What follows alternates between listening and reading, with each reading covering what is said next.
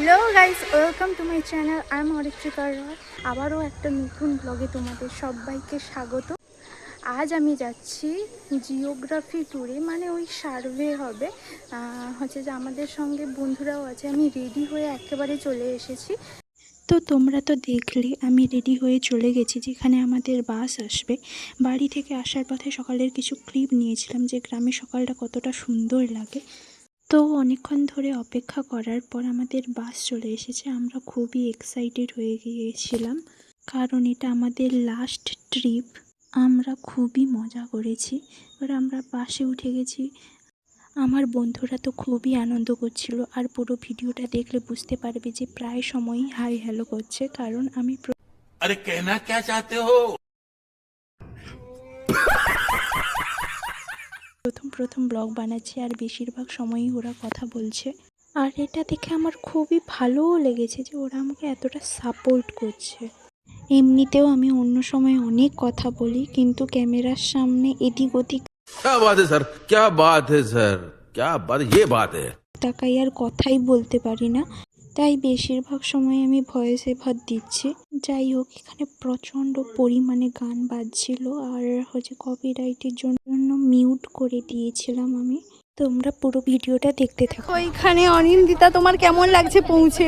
আমার খুব আনন্দ লাগছে, আমি খুব এক্সাইটেড। তোমার কেমন লাগছে পৌঁছে এখানে? খুব ভালোই লাগছে। তোমরা কেমন নেচেছো? এসেই আমরা একটা মন্দির দেখতে পেয়েছি, খুব ভালো। তোমরা এখানে কেমন নেচেছো? দারুণ! এই, তোমার কেমন লাগছে এসে? ভালো, খুবই ভালো। সেই পরিমাণে নাচা গানা করছি, রাত্রিবেলা আরো বেশি করবো গাইস। চলো গাইস, চলো। ভালোভাবে পৌঁছে গেছি, ভালোভাবে এবং এখন আমরা নাচবো, সবাই ভালোভাবে পৌঁছে গেছি। তারপর আবার দেখাবো তোমাকে কি। क्या क्या बोला तूने? नहीं पहले क्या बोला? चल चल चलो जाके इलाज कर। ওকে, এরা এমন পুরো ভিডিওতেই বক বক করবে, তো তোমরা কিছু মনে করো না। তো আমরা এখানে বাস থেকে নেমে গেছি, আর দেখো এই জায়গাটা কতটা সুন্দর। তো তোমরা স্কিপ না করে পুরো ভিডিওটা দেখতে থাকো।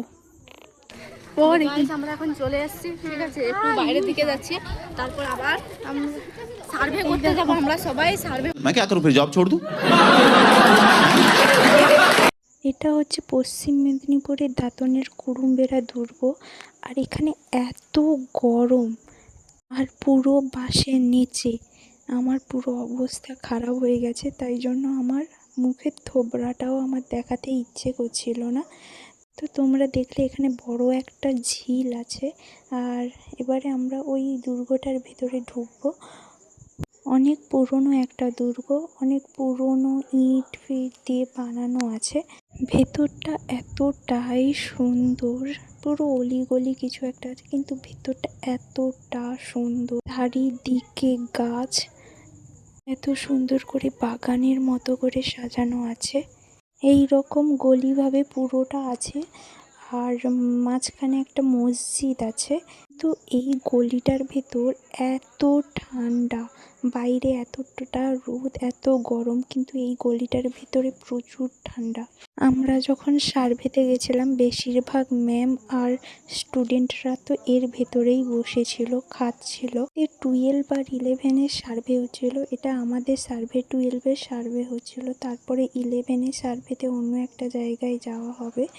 আমরা তো সার্ভে করতে চলে গেছিলাম। এখানকার লোকাল যে বাড়িগুলো আছে, ওই বাড়িগুলোতে লোকের বাড়িতে গেছিলাম সার্ভে করতে। তো তোমরা পুরো ভিডিওটা দেখতে থাকো। যদি তোমাদের ভিডিওটা ভালো লাগে তাহলে লাইক, কমেন্ট এবং শেয়ার করে দিও প্লিজ।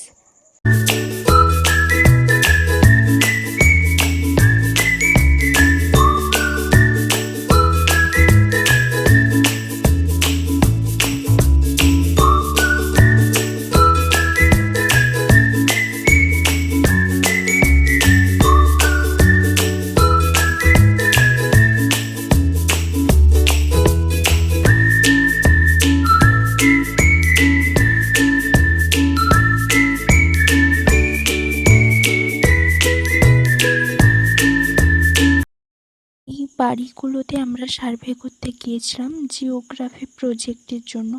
বাড়িগুলো দেখো, সবার বাড়ি মাটির বাড়ি, এত সুন্দর বাড়িগুলো দেখতে। আর প্রায় বাড়িতেই আলপনা আঁকা ছিল দেওয়ালে, এত সুন্দর। আর লাল মাটির রাস্তাও ছিল ভেতরের দিকে। আমাদের সার্ভে কমপ্লিট হয়ে গেছে। একটা একটা বাড়িতে গিয়ে আমরা তাদের নাম জিজ্ঞাসা করছিলাম, পরিবারে কে আছে, এই সবই জিজ্ঞাসা করছিলাম। পুরোটা কমপ্লিট হয়ে গেছে। এবারে আমাদের যেখানে রান্না হচ্ছে এখানটায় যাব। দেখো এই জায়গাটা পুরোটা দুপাশে পুরো বাঁশ ঝাড়, আর একদিকে এখানে মরাম রাস্তা। খুবই ভালো, খুবই সুন্দর জায়গাটা, পুরো লাল মাটির রাস্তা। এখানে একটা বড় পুকুরও আছে। চারদিকে বাঁশঝাড়, এত বাঁশঝাড়, চারদিকে বাঁশঝাড়। খুব মজা হচ্ছে, কিন্তু খুবই গরমও লাগছে এখানে, প্রচণ্ডই গরম, এত রোদ। কিন্তু যখনই বাঁশঝাড়ের সামনে আসছি তখন খুবই ঠান্ডা লাগছে। মজা করছি। আর এমনি তো আমাদের লাস্ট বার, আমরা বন্ধুদের সঙ্গে থেকে খুবই মজা করছি। তো আমাদের সবার সার্ভে কমপ্লিট হওয়ার পর আমরা যে গ্রাউন্ডটায় রান্না হচ্ছিল ওইখানে চলে গিয়েছিলাম লাঞ্চ করার জন্য। তো লাঞ্চে চিকেন ছিল, আরও অনেক কিছু ছিল। আমাদের খাওয়া দাওয়া হয়ে গেছে, তারপর আমরা চলে যাচ্ছি এখান থেকে। বাস ছেড়ে দিয়েছে। অনিন্দিতা, তোমার এখানে কেমন লাগছে? খেতে আমার খেতে খুব ভালো। কি কি রান্না হয়েছে একবার বলি। প্রথমে ছিল আমাদের রান্না ডাল, মায়ের মাংস আর চিকেন আর চাটনি। समझ रहे हो समझ रहे हो आप? এটা ছিল আমাদের মেনু। রোদে বসেছিলাম খেতে।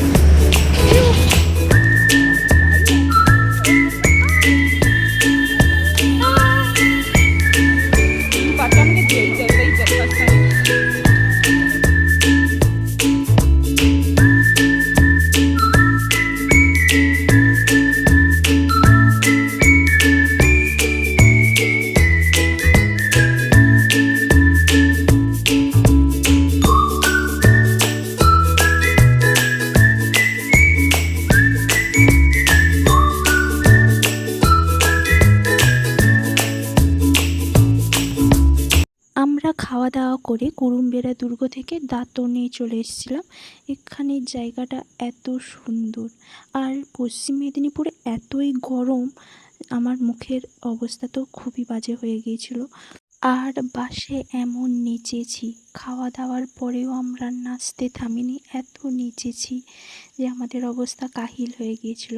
তো এই জায়গাটা দেখো, পুরো পাহাড়ের মতো। আমরা সিঁড়ি দিয়ে উপরের দিকে উঠেছি, আবার নিচের দিকে নেমে যেতে হয়। এটা একটা মিউজিয়াম। এখান থেকে সূর্যটা দেখতে খুবই সুন্দর লাগছিল, যেমন পাহাড় থেকে লাগে। আর এই জায়গাটা পুরোটাই সবুজ গাছপালা দিয়ে ঘেরা, এত সুন্দর জায়গা। একদিন আমরা খুব মজা করে কাটিয়েছি, লাস্ট ডে ছিল। তো এই যে দাঁতন, এখানে পুরনো সব মাটির ইট পাথর ছিল, যেটা দেখেছি আর বুঝেছি, কিছুই বুঝতে পারিনি। দিয়ে এখানে একজন গাইড ছিল যিনি আমাদের বোঝাচ্ছিলেন এগুলো কি, এদের সম্পর্কের ইতিহাস বোঝাচ্ছিলেন, যেটা আমি কিছুই বুঝতে পারিনি। এক কান দিয়ে ঢুকিয়েছি আর এক কান দিয়ে বার করেছি, কারণ আমি ছোটোবেলা থেকে ইতিহাসে ভালো নয়। ইতিহাস মানে খুবই ইরিটেটিং ব্যাপার আমার কাছে। তাই বুঝেও না বোঝার ভান করে চলে গেছি আবারও একটা জায়গায়। এখানে নানা রকম মূর্তি আঁকা ছিল মাটির নিচে, যেগুলো দেখে সৌন্দর্য উপভোগ করে উঠে পড়েছিলাম বাসে।